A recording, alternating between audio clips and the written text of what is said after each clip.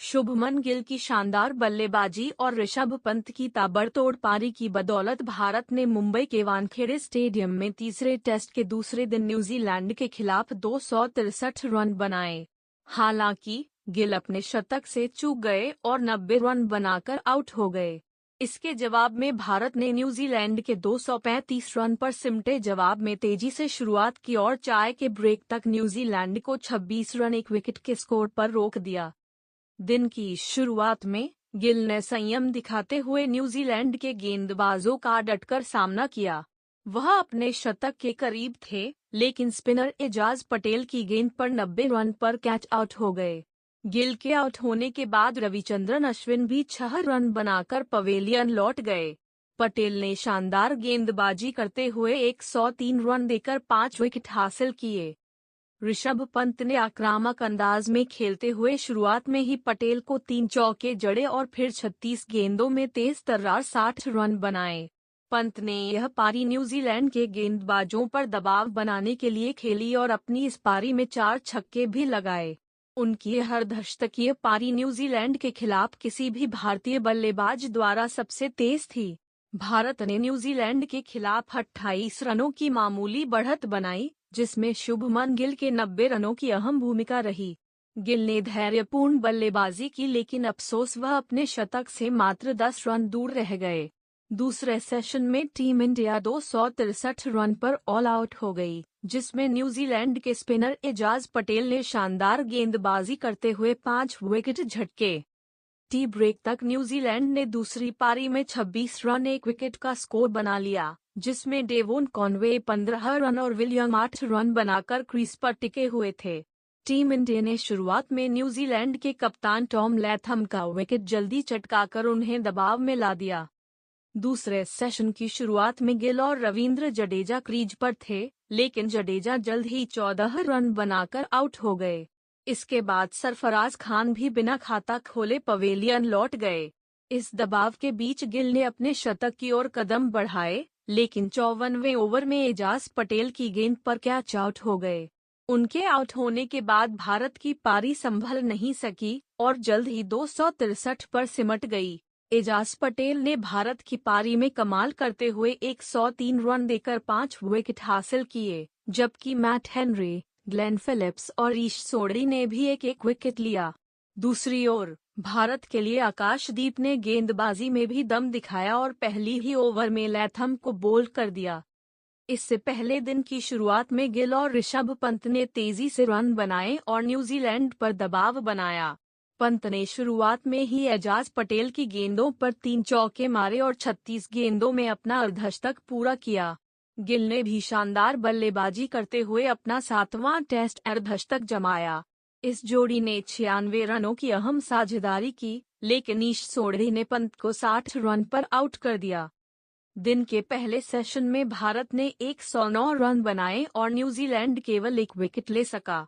इस प्रदर्शन के दम पर भारत ने न्यूजीलैंड पर मामूली बढ़त बनाई और मैच को रोमांचक मोड़ पर ला खड़ा किया। शुभमन गिल ने 90 रनों की शानदार पारी खेली, लेकिन शतक से चूक गए।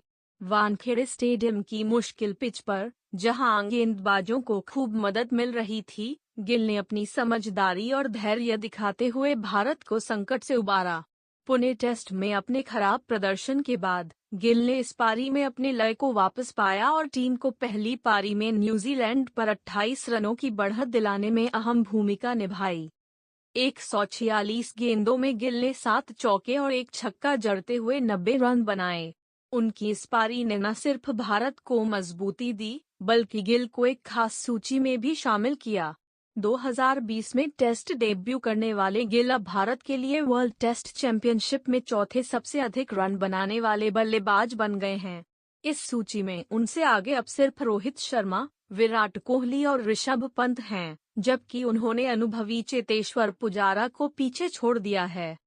वर्ल्ड टेस्ट चैंपियनशिप में भारत के लिए सबसे अधिक रन बनाने वाले: Rohit Sharma 2674 run, Virat Kohli 2426 run, Rishabh Pant 1933 run, Shubman Gill 1799 run, Cheteshwar Pujara 1769 run. Gill ने ऋषभ पंत के साथ मिलकर 5वें विकेट के लिए 96 रनों की साझेदारी की। इस साझेदारी ने टीम इंडिया को मजबूती दी, खासकर तब जब टीम ने शुरुआती झटकों के बाद वापसी की राह पकड़ी। हालांकि लंच के बाद गिल को एजाज पटेल की गेंद पर 90 के स्कोर पर स्लिप में डैरिल मिशेल के हाथों कैच थमाकर पवेलियन लौटना पड़ा। गिल के आउट होने के बाद वॉशिंगटन सुंदर ने भी निचले क्रम में 36 गेंदों पर नाबाद 38 रनों की पारी खेली, जिससे भारत न्यूजीलैंड के 235 के स्कोर को पार कर 263 पर पहुंचा। सुंदर की इस पारी ने टीम को बढ़त दिलाई और न्यूजीलैंड पर दबाव बनाए रखा। न्यूजीलैंड की ओर से एजाज पटेल ने शानदार गेंदबाजी करते हुए 103 रन देकर 5 विकेट हासिल किए। उनके अलावा मैट हेनरी, ग्लेन फिलिप्स और ईश सोढ़ी ने भी एक विकेट लिया। भारतीय स्पिनरों ने शानदार प्रदर्शन किया। रवींद्र जडेजा और रविचंद्रन अश्विन की जोड़ी ने कीवी बल्लेबाजी क्रम को ध्वस्त करते हुए भारत को एक ऐसे मुकाम पर ला खड़ा किया है जहां से वे टेस्ट मैच में सम्मानजनक जीत हासिल कर सकते हैं। दूसरे दिन का खेल समाप्त होने तक न्यूजीलैंड ने 171 रन 9 विकेट का स्कोर बना लिया था, जिससे उनकी कुल बढ़त 143 रनों की हो गई। हालांकि यह बढ़त छोटी लग सकती है, लेकिन धीमी और टर्न लेने वाली पिच को देखते हुए यह भारतीय बल्लेबाजों के लिए चुनौतीपूर्ण साबित हो सकती है। भारतीय बल्लेबाजों की तरफ से शुभमन गिल के 90 रन, ऋषभ पंत के 60 रन और वॉशिंगटन सुंदर के नाबाद 38 रन ने पहली पारी में 263 रनों का स्कोर खड़ा करने में महत्वपूर्ण भूमिका निभाई, जिससे भारत को 28 रनों की मामूली बढ़त मिल सकी। यह बढ़त हासिल करना आसान नहीं था, क्योंकि दिन भर में कुल 15 विकेट गिरे, जो इस बात का संकेत है कि चौथी पारी में बल्लेबाजी करना बेहद मुश्किल होने वाला है।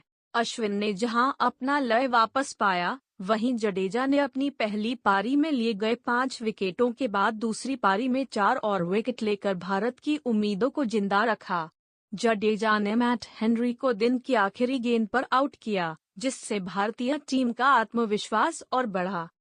कीवी टीम की ओर से विलियम के साहसी 51 रनों के अलावा कोई और बल्लेबाज ज्यादा देर टिक नहीं पाया। ग्लेन फिलिप्स ने कुछ देर के लिए आक्रामक रुख अपनाया, लेकिन अश्विन ने उन्हें भी क्लीन बोल्ड कर एक और महत्वपूर्ण विकेट हासिल किया। रोमांचक क्षण तब आया जब यंग और डैरिल मिशेल के बीच 50 रनों की साझेदारी ने न्यूजीलैंड को मजबूती दी, लेकिन मिशेल के एक शॉट को नाकाफी दूरी मिलने के कारण अश्विन ने मिड ऑफ से दौड़ते हुए शानदार डाइव लगाकर उनका कैच पकड़ लिया। इसके बाद न्यूजीलैंड की पारी बुरी तरह बिखर गई। टॉम ब्लंडेल ने भी जडेजा की गेंद पर अपना विकेट गंवा दिया, जिससे न्यूजीलैंड की हालत और कमजोर हो गई। भारत के लिए तेज गेंदबाज आकाश ने भी अपना योगदान दिया, जब उन्होंने दिन की पहली ही ओवर में टॉम लैथम के और मिडिल स्टंप को बिखेर दिया।